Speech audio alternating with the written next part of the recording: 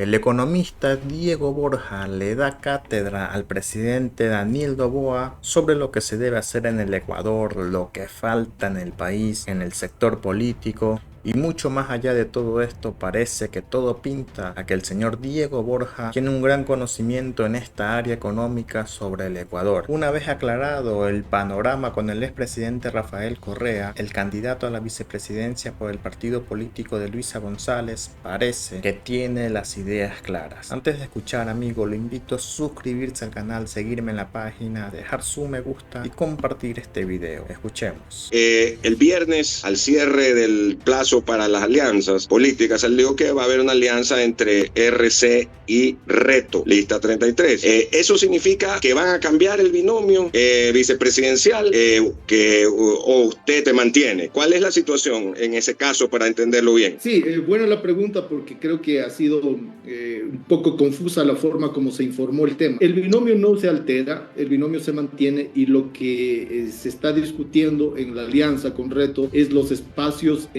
para la lista de la Asamblea Nacional. Básicamente ese es el tema del acuerdo y creo que también algunos espacios en listas provinciales, pero el binomio no se modifica. En ese caso, ¿usted seguiría siendo el candidato vicepresidencial de Luisa González? Claro, ambos somos precandidatos, ¿no? Precandidatos, claro. Hasta que estemos inscritos en el Consejo Electoral, así. Eso significa también que entonces hasta inicios de octubre o la fecha que decían inscribirse, pero el plazo entiendo que el tope es 3 o 4 de octubre, pudieran haber cambios. O sea, evidentemente, siempre en la política puede haber cambios, ¿no? O sea, nada está escrito en piedra, incluso hasta después de la inscripción. Usted ha visto como en el Ecuador la política es extremadamente cambiante, dinámica, ¿no? Siempre pueden haber cambios. Pero en este momento la decisión es que el binomio definido por la Convención de la Revolución Ciudadana se mantiene y que la alianza con Reto es en la lista a la Asamblea Nacional y en las listas a la Asamblea desde las provincias. Ok, perfecto. Vamos con las preguntas del licenciado Alcides Montilla. Don Diego, buenos días. Compleménteme la información, ¿verdad? Porque queremos saber, usted dice que el binomio se mantiene, ¿correcto? Que van a haber variaciones en cuanto a la lista de candidatos nacionales y provinciales. En el caso de la lista nacional de RC5, ¿verdad? Que le encabeza Javier Lazo, él se mantiene como candidato primero, ¿verdad? Yo entendería que sí. No le puedo yo confirmar eso, Alcides, porque yo no participo en los procesos de definición de candidaturas. Ese no es mi rol. Ustedes conocen, yo no soy un afiliado ni miembro de la dirección de la Revolución Ciudadana y esas son definiciones que la hace la estructura directiva de la Revolución Ciudadana. Pero entiendo yo que como candidato ha de tener alguna información. Quisiera preguntarle otra cosa. Mire, este acuerdo, ¿verdad? También es parlamentario, o sea, van los candidatos de ambos movimientos en una sola lista, ¿verdad? Y van a hacer también, en el gobierno van a hacer acuerdos, o sea, sí que gana, pues, ¿no? Va a haber también en los ministerios representantes de Reto.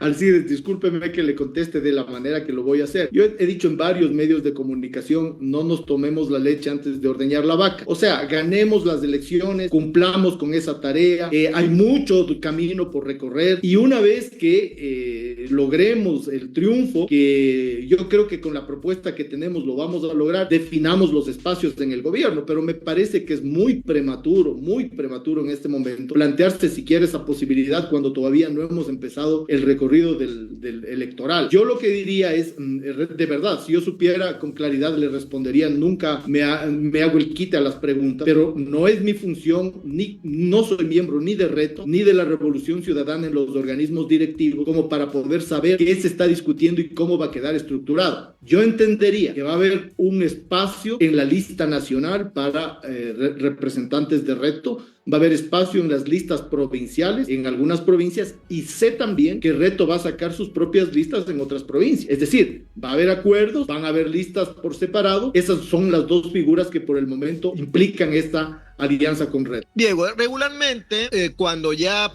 inscriben los candidatos y ya están oficialmente inscritos en el Consejo Nacional Electoral, siempre al candidato o a la candidata presidencial se le pregunta muchísimas cosas, el plan de gobierno, las propuestas, etcétera. Y y a los candidatos o candidatas a la vicepresidencia prácticamente quedan por ahí sentaditos y nada más. Yo no creo que con el currículum que usted tiene, en caso de ganar las elecciones, por supuesto, no con el currículum que usted tiene, doña Luisa le vaya a decir, a ver, don Diego, siéntese ahí un ratito, déjeme ver qué le encomiendo que haga. Con su currículum, yo digo, usted ha de opinar economía, queremos saber qué va a pasar con el dólar, queremos saber qué va a pasar con la deuda externa, qué va a pasar con el déficit presupuestario, qué va a pasar con el IVA, o sea, muchísimas preguntas. Contésteme por lo menos una de ellas, pues entonces. Adelante, hágamelo. No eso, pues, por ejemplo, en este momento, ¿qué piensa usted sobre el tema de esto del ITT, verdad? Que pueden haber otros ejemplos, ya consiguieron uno que se suspenda por la explotación petrolera en una parte del ITT. ¿Usted está de acuerdo en eso? Mire, yo no voté a favor de esa pregunta. No voté a favor de esa pregunta. Yo creo que fue una pregunta de mala fe que la incluyó el presidente Lasso, ¿no? Con el fin de ganar apoyo en cierto espacio público electoral de jóvenes, sobre todo, que tienen una percepción contraria al extractivismo, que son proclives al respeto ambiental, que yo también lo soy. Pero la forma como se planteó la pregunta era una pregunta tendenciosa con el fin de ganar espacio en las otras preguntas que no lo logró, ¿no? Que no lo logró, pero en esa sí. Ahora, ¿qué implica eso para el país? Eso implica para el país, en primer lugar, una disminución en la posibilidad potencial de la producción petrolera y en segundo lugar, un costo muy grande, muy grande para poder cerrar el ITT. Hay que cumplir con esa postura popular, por supuesto. Nadie está por encima de la ley y si es que esa ya fue una decisión, peor todavía en un plebiscito, hay que cumplirla, por supuesto que sí, pero también hay que transparentarle a la ciudadanía sobre lo que eso va a costar. Estaba viendo noticias de prensa, va a significar 100,000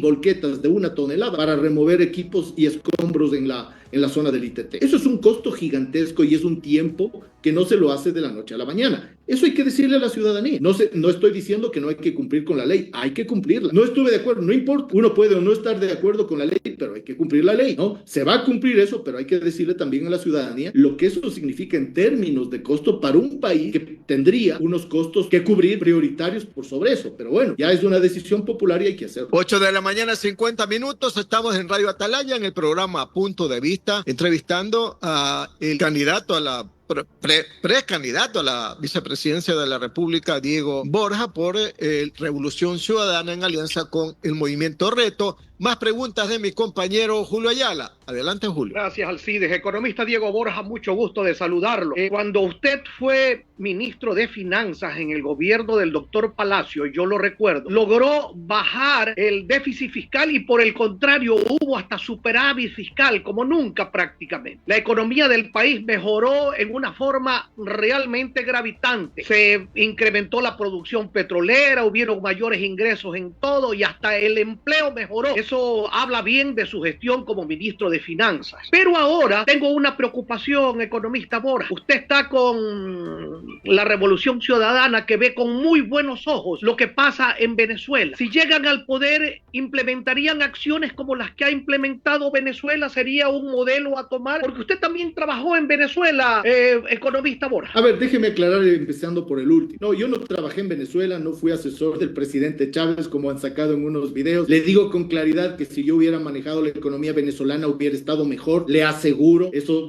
más todavía en un país tan rico como Venezuela, no hubiera estado quebrado y no es una falsa modestia, lo hubiera hecho de una manera completamente diferente. Pero no, pues, o sea, yo soy un ecuatoriano, no tengo por qué ser ni asesor, ni ministro, ni nada en un gobierno extranjero. Con todo el respeto para todos los gobiernos extranjeros, el venezolano y todos los demás. Pero a mí me corresponde, como usted bien ha señalado, centrarme en mi país, ¿no? Y yo soy muy crítico a formas de manejo de la economía en Venezuela y en otros países, pero respeto lo que se hace en otros países como el que más, porque a mí también me gusta que le respeten a mi país como el que más. Entonces, centrado en lo que usted me pregunta, no, mi modelo es el modelo que usted ya mencionó. Es un modelo ecuatoriano que además creo plenamente que lo podemos sacar adelante, como lo hicimos en el 2006. Justamente en una entrevista anterior estaba mencionando eso. Cuando yo tomo el gobierno de las finanzas en el Ecuador en el 2005, teníamos déficit del 3%. Y cuando terminamos del 2006, efectivamente teníamos un superávit, como usted menciona, del 3%. E hicimos algo extremadamente importante, que fue recuperar el excedente petrolero para el Ecuador. Y eso le permitió al presidente Correa, que ganó las elecciones en el siguiente año, contar con los recursos necesarios para iniciar una gran obra pública. Claro, a Correa se le ha dicho malintencionadamente, ay, es que tuvo suerte con el precio del petróleo.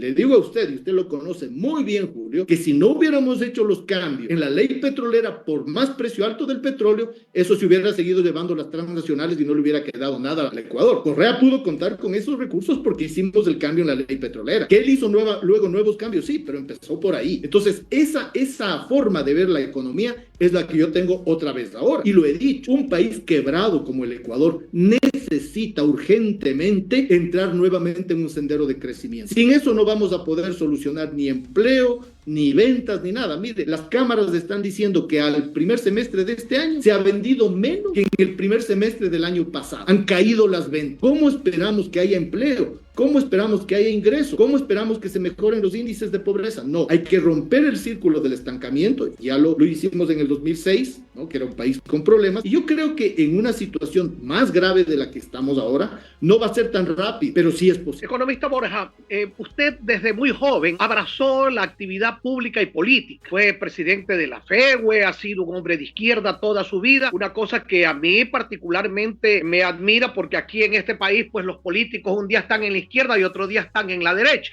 Usted, si hizo alguna participación, la hizo con un gobierno de un hombre de izquierda como el doctor Palacio. Usted ha tenido entendimientos con la izquierda democrática, con sectores de izquierda, estuvo con Freddy Heller, que se identificaba también con la izquierda. Es decir, ha mantenido esa coherencia. Pero hay una cosa que me preocupa a mí y nos preocupa a los ecuatorianos. Usted fue muy crítico con el gobierno del señor Correa, al extremo de que se lo ve en manifestaciones diciendo fuera Correa, fuera Correa, y ahora nuevamente está con Correa. Usted le podría, para las personas que no han oído sus explicaciones, porque yo sí las he oído, usted podría replicar esas explicaciones, economista Borja, para que la gente conozca por qué ese cambio. Con mucho gusto, con mucho gusto. Mire, cuando yo aparezco en esa manifestación, ¿no? Es en el año 2014, es decir, es un año en el que el presidente Correa era todavía el presidente de la República, era el hombre más poderoso del país, era quien más aceptación pública tenía. Entonces, fue una manifestación cuando él estaba en el gobierno. Alguien ha dicho eso es traición. No, traición es cuando usted lo hace a mansalva, por detrás, puñalero, por la espalda, en la noche. No, esto fue de frente, una crítica frontal, directa. ¿Y por qué fue esa crítica? Le voy a recordar también. Esa crítica fue porque yo no estaba de acuerdo con el planteamiento de la reelección indefinida. Como no estuve de acuerdo en la Asamblea Constituyente, fui parte de todos los asambleístas que votamos para que no haya reelección indefinida. ¿Y sabe quién era el promotor de que no haya reelección indefinida? Rafael Correa. Así era. Entonces, cuando salgo en esa manifestación era porque había cierta gente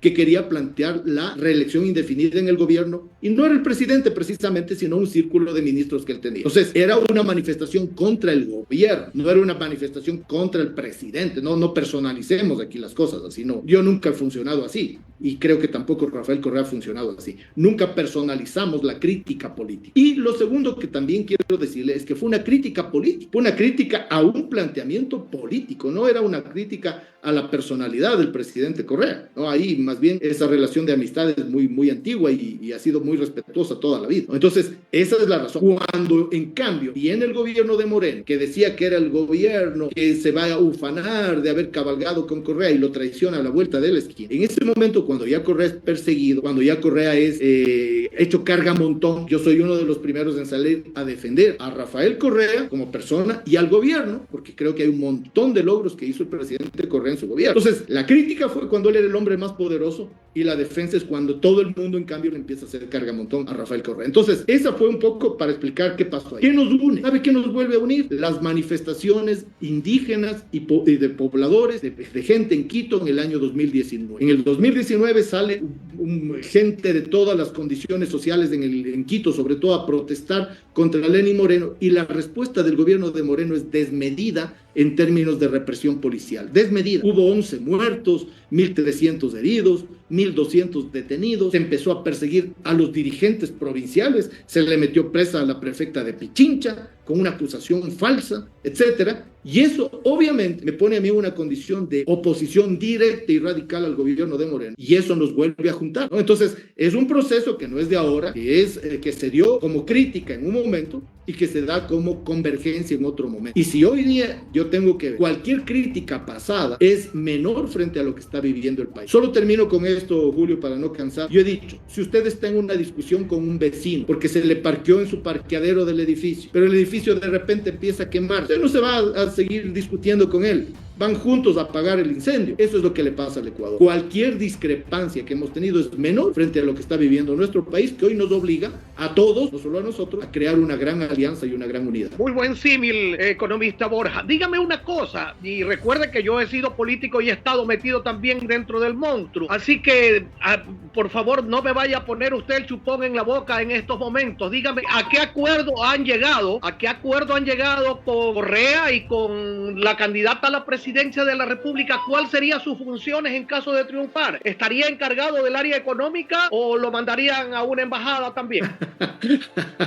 Yo espero que no, Julio, la verdad, porque pienso que puedo aportar más aquí en el Ecuador que en la embajada de Israel o de Turquía o de cualquier otro lado, ¿no? El acuerdo es, primero, aportar para poder lograr el triunfo en las elecciones, es lo primero que hay que hacer, y luego aportar en el espacio donde podría tener más experiencia, que es en el espacio económico. Ese es lo que se ha conversado y se ha discutido, y creo que con Luisa hacemos un buen equipo, tenemos una buena relación de amistad, una relación de confianza, una relación de respeto profesional y política, y creo que vamos a hacer un buen equipo. Gracias, don Andrés Mendoza y Paladines, por favor, continúe con el diálogo. Gracias, Julito. Las 8 de la mañana con 59 minutos, 8 con 59 minutos, ya a las 9, y yo quería preguntarle al economista Diego Borja lo siguiente. En redes sociales, muchos simpatizantes y muchas simpatizantes que decían que son de las bases de RC, se manifestaron justamente y expresaron su preocupación y algunos rechazos de que lo nombraran a usted por esta supuesta que había de que usted había atacado al gobierno de Rafael Correa. Nos acaba de aclarar de que no fue en el plano personal, sino en el plano directamente como quien dice en sí al gobierno, no al líder ni a la persona, pero parece que eso ha dejado algunas cicatrices ahí, Diego. Sí, y con cierta razón. Mire, yo divido en dos las personas que han hecho críticas muy duras, algunas incluso llegando ya al plano personal y algunos ya sobrepasándose al plano de los insultos, ¿no? A la gente que hace la crítica de buena fe, yo le he dicho también con claridad que soy empático y que puedo entenderle. La gente que tiene miedo, la gente que tiene rabia, la gente que está con suspicacia, yo les puedo entender porque la Revolución Ciudadana sufrió una traición terrible en el año 2017, ¿no? Terrible. Sale de sus filas alguien que había sido vicepresidente con Rafael Correa durante 7 años, me parece, y sale con un discurso en el cual él decía que se va a ufanar de ser la persona que ha cabalgado con Correa ante sus hijos y nietos y tal, y pocos días después empieza no solamente una traición al programa político con el que él ganó, se empieza a enrumbar por una línea diferente, sino que empieza una persecución a quienes habían sido sus compañeros hasta hace muy poco. Entonces yo a la gente que tiene esos temores y esa rabia con la posibilidad de una traición, ya digo, soy empático con él. Pero claro, hay otra gente que se ha montado sobre esa crítica de buena fe y ha empezado más bien a hacer calumnias, incluso a decir mentiras y cosas absurdas como esta de que yo había sido asesor del presidente Chávez y cosas de ese estilo. Entonces, diferencio los unos de los otros. Con los unos soy empático, puedo entenderles. Y ahí más bien lo que yo les he dicho es que vean mi línea de acción política. Yo jamás le he traicionado a mi país, nunca. Yo estoy aquí, siempre he estado aquí y he trabajado por este país. El momento en el cual he tenido que servirle, lo he servido a costa de cualquier riesgo. Enfrentarse a las transnacionales del petróleo en el 2006 no era cosa fácil. Y yo estuve en esa línea, en ese primer frente de batalla, y logramos recuperar una gran cantidad de recursos que luego sirvieron para precisamente la inversión social que hizo el gobierno del presidente Correa, utilizando esa entrada gigantesca de recursos que le permitió la ley 42, que la pasó desde mi ministerio el gobierno del presidente Palacio. Claro, eso permitió, como usted bien dice, una entrada gigante de recursos. Además, con el alza del precio del petróleo, el cambio del modo de cómo se manejaban los contratos petroleros, y por otro lado el asunto del bloque de la Oxy, pues, ¿no? Que también así fue, exactamente. Eso, claro, eso permitió, economista, una cantidad de recursos muy grande. Así fue. El cálculo que tenemos, y lo tengo por acá, es del 8% en el año 2008 y del 9% del PIB en el año 2009. O sea, fue una cantidad muy grande de recursos que en otras circunstancias no le hubieran servido a la sociedad y al Estado ecuatoriano, sino que se hubieran ido a los bolsillos de las transnacionales. Por eso es que mucha gente ha señalado que lo que se hizo en el año 2006 fue una suerte de renacionalización del petróleo de magnitud similar a la que hizo el gobierno de Guillermo Rodríguez Lara en la época del nacionalismo de las Fuerzas Armadas. Pero mire lo que está pasando ahora. La producción petrolera, en vez de haber subido, está bajando. Ya ha habido presidentes que dijeron que iban a subir la producción petrolera y bajó. Ya hablamos del ITT, ya le preguntaron sobre el ITT y todo lo grave que esto conlleva. Pero lo que nos parece más grave es que, al contrario de lo que ocurrió en Colombia y de lo que ocurre en otros lugares del mundo, hayamos reducido, o sea, hayamos ido para atrás en la producción petrolera. Repito que en campaña electoral, tanto Lenín Moreno como Guillermo Lasso dijeron que iban a subir la producción petrolera. Y fue lo opuesto, economista Diego Borja. ¿Cómo no? Mire lo que hizo Lenín Moreno. En la ley tributaria, ¿qué pasó? Mete un artículo por debajo de la mesa, que está ahí vigente, en el cual se cambia nuevamente los porcentajes de participación petrolera en perjuicio del Estado ecuatoriano. Y no solo se vuelve al 20% para el Estado y 80% para las transnacionales, sino que se llega al 12% para el Estado y 88% para las transnacionales. Eso hizo Lenín Moreno. O sea, revirtió completamente lo que se había logrado con la ley 42 de modificación de la participación del Estado en los contratos de participación, que así se llaman, de petrolero. Entonces,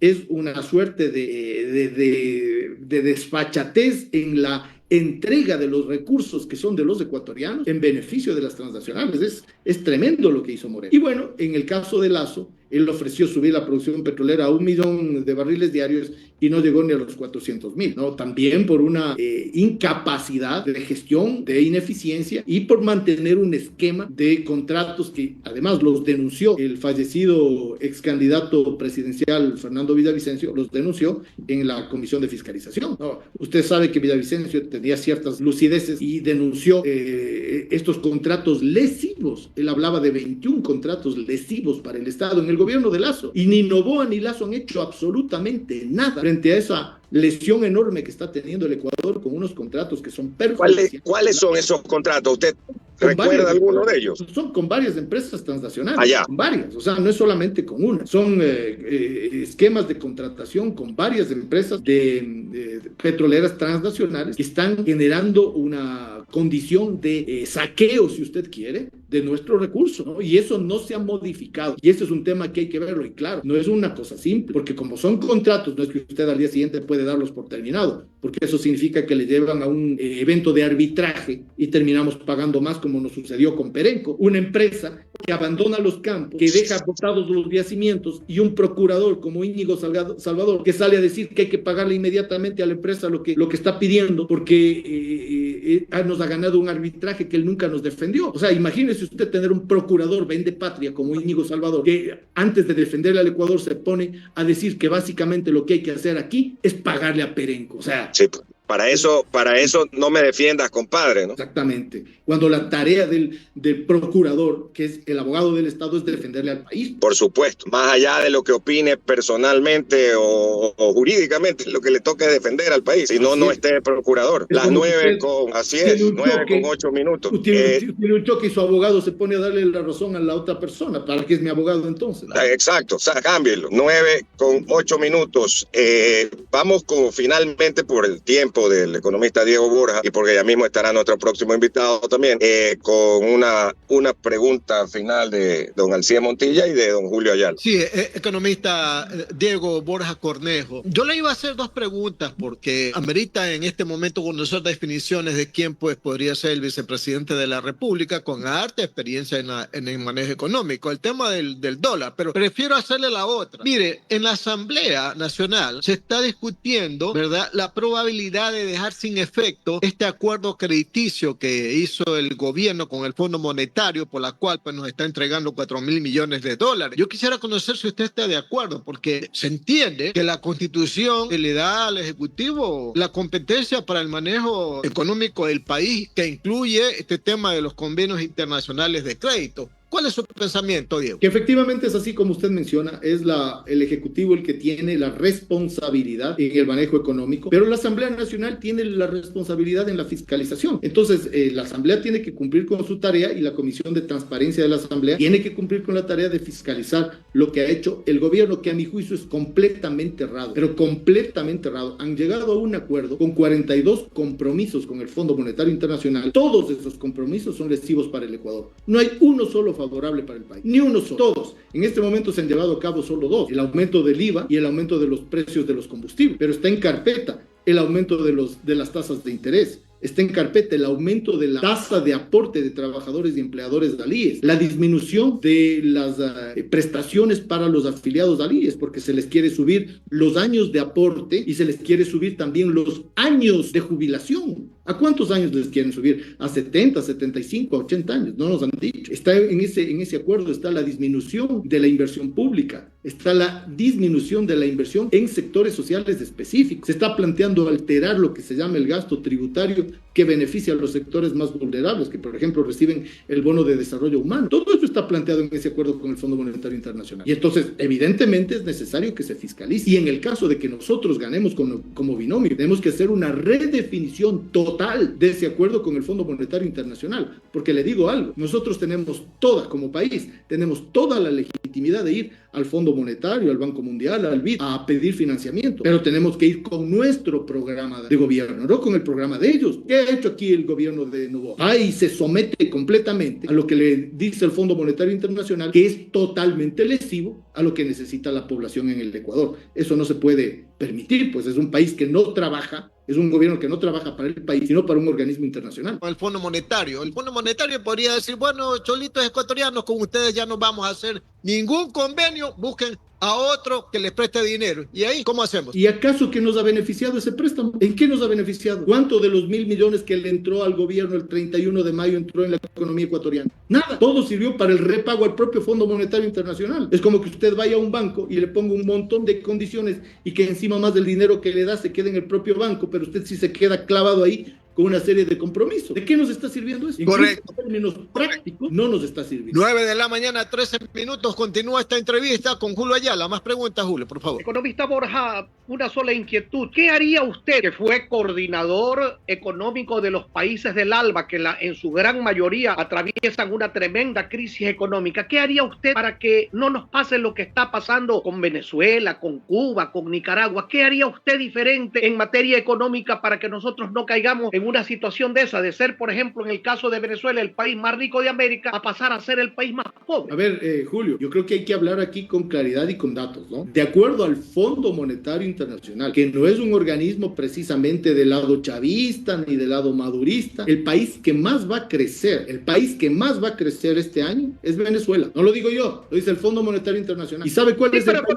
Economista, perdóneme una precisión, porque hay que ser preciso también. Claro. Si usted se cae en un hueco de 100 metros y sube 1 metro, no es que está pues boyante ni solvente, pues no, está subiendo porque ya más abajo no puede ir seguramente. Eso es lo que le está pasando a Venezuela, pero no es que Venezuela de ahora en adelante va a ser la lumbrera nuevamente de América y los 8 millones de venezolanos que andan en diáspora por el mundo van a regresar a Venezuela. Pues no creo que sea eso. Cojamos igualmente los datos del Fondo Monetario. Ha venido creciendo Venezuela en 4.5% el año pasado, va a crecer este año, y en el año 2025 el Fondo Monetario dice que va a crecer en 5.2%. Es decir, yo coincido con usted, cuando hay una caída tan grave, volver a subir un poco, efectivamente da una tasa alta de crecimiento. Ahora vemos el caso ecuatoriano. El Ecuador ha venido cayendo en ese hueco y es el país del ALBA que usted mencionaba, que ya no está en el ALBA, que está en la cola, es el que menos va a crecer en América Latina, después de haber caído en ese mismo hueco. Entonces, imagínese usted, o sea, el desastre del manejo económico en el Ecuador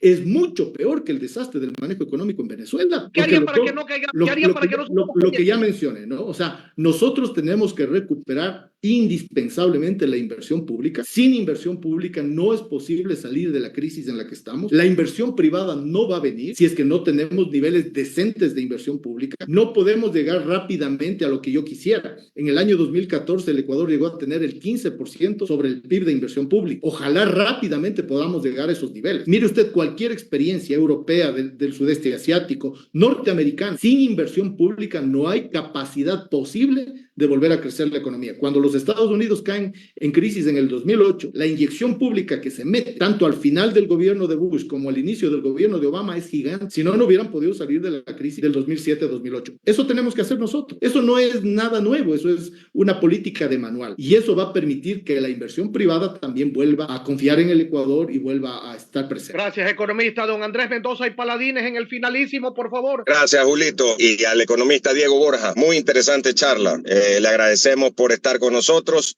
al precandidato a la vicepresidencia de la República por lo que es RC5.